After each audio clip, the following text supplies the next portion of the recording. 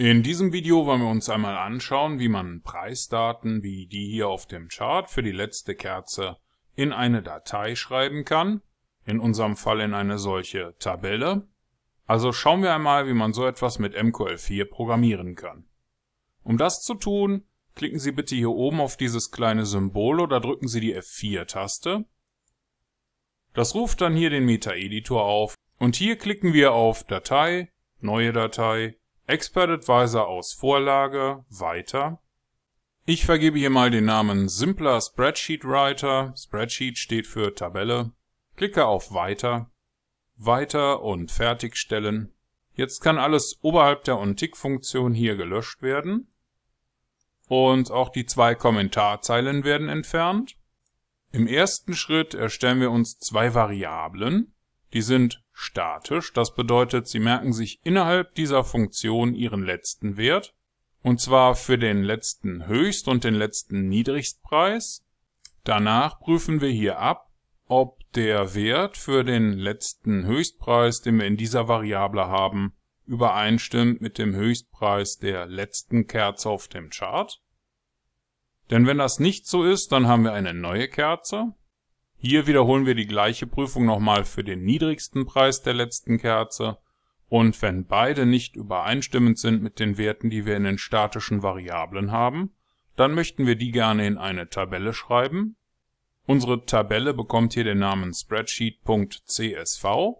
CSV ist eine Dateiendung, die von den Tabellenkalkulationsprogrammen wie Excel oder LibreOffice als Tabelle erkannt und entsprechend formatiert werden kann.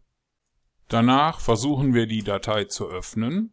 Sofern sie nicht existiert, wird sie hier über File Open neu angelegt. Und zwar unter dem Dateinamen, den wir hier festgelegt haben. Der Ort, wo die Datei abgelegt wird, kann unterschiedlich sein. Wir öffnen die Datei hier sowohl zum Lesen als auch zum Schreiben. Der Dateityp ist, wie gesagt, eine CSV-Datei.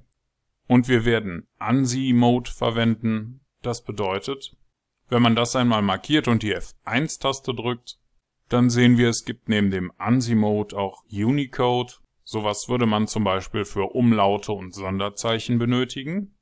Und statt einer CSV-Datei könnten wir auch eine Textdatei verwenden. Ich möchte das aber als Tabelle anlegen.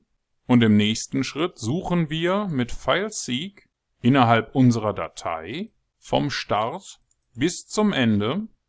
Seek_End steht hier nämlich für das Dateiende und das benötigen wir, damit wir etwas anhängen, statt die Inhalte zu überschreiben. Sobald wir das Ende ermittelt haben, können wir dann mit FileWrite in unsere Datei die entsprechenden Werte eintragen. Für die einzelnen Spalten trennen wir die Werte mit einem Komma. Bei mir ist das jeweils ein Text und danach der entsprechende Wert. Das hier steht für den Zeitstempel. Der wird hier in Sekunden seit dem 1. Januar 1970 hochgezählt. Danach kommt der Text und der Wert für den Höchstpreis der letzten Kerze und im Anschluss der Text und der Wert für den niedrigsten Preis der letzten Kerze. Nachdem wir diese Zeile geschrieben haben, müssen wir die Datei mit FileClose wieder schließen. Und damit wir die nächsten Werte auch richtig erkennen, weisen wir jetzt die aktuellen Höchst- und Niedrigstpreise als letzten Wert zu, denn beim nächsten Aufruf dieser Funktion sind ja die aktuellen Werte die letzten Werte.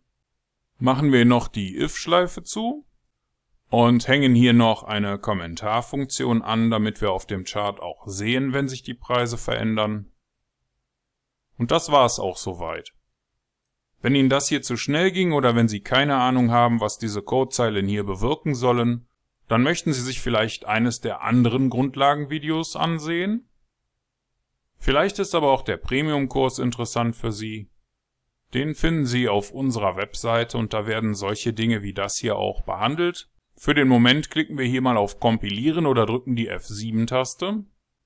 Das sollte ohne Fehler funktionieren und wenn das bei Ihnen auch so ist, dann können Sie hier oben auf dieses kleine Symbol klicken oder die F4-Taste drücken, um in den MetaTrader zurückzukehren.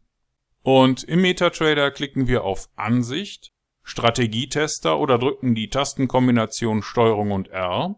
Bitte wählen Sie hier die neu erstellte Datei simpler-spreadsheet-writer.ex4 aus. Markieren Sie hier unten die Option für den visuellen Modus und starten Sie Ihren Test. Hier läuft unser Expert Advisor auch schon los. Ich stoppe den mal kurz, klicke auf Datei, Dateiordner öffnen. Hier wird mir jetzt die Ordnerstruktur unterhalb von meinem Terminal angezeigt. Und wenn ich hier auf den Ordner Tester und dann Files klicke, taucht meine Datei hier auf.